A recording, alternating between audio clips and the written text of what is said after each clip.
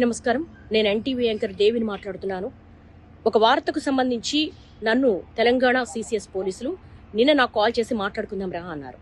ఆ తర్వాత ఆఫీస్కి వచ్చారు, స్టేట్మెంట్ రికార్డ్ చేస్తామన్నారు.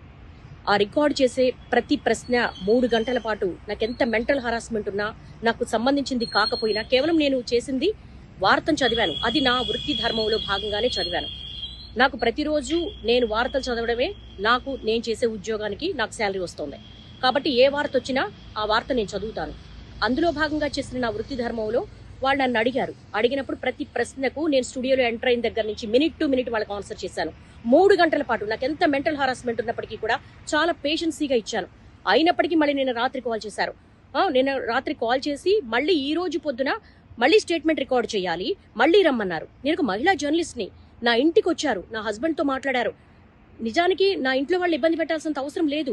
నేనేం దొంగను కాదు, నేను ఒక జర్నలిస్ట్ని. 22 సంవత్సరాల పాటు ఒక్కొక్క మెట్టు ఎక్కుతూ మా కెరీర్ని బిల్డ్ చేసుకున్నా. ప్రతి జర్నలిస్టు కూడా వాళ్ళ వృత్తి ధర్మంలో భాగంగానే వార్తలు అందిస్తారు. ఓకే, జరిగిందని మీకు క్షమాపణ కూడా చెప్పాం.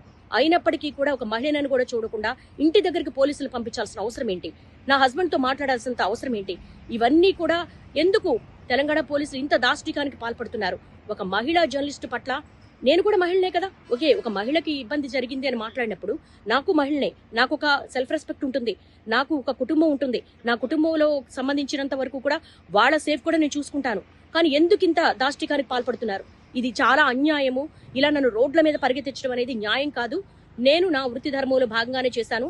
స్టేట్మెంట్ కూడా ఇచ్చాను, ఎక్కడికి పారిపోలేదు. కానీ తెలంగాణ పోలీసులు ఈ విధంగా సెర్చ్ చెయ్యడము, ఆఫీస్ దగ్గరికి రావడము, ఇంటి దగ్గరికి రావడం అనేది చాలా అన్యాయం. ఈ దాష్టికాన్ని ప్రతి ఒక్కరు ఖండించాల్సిన అవసరం ఉంది.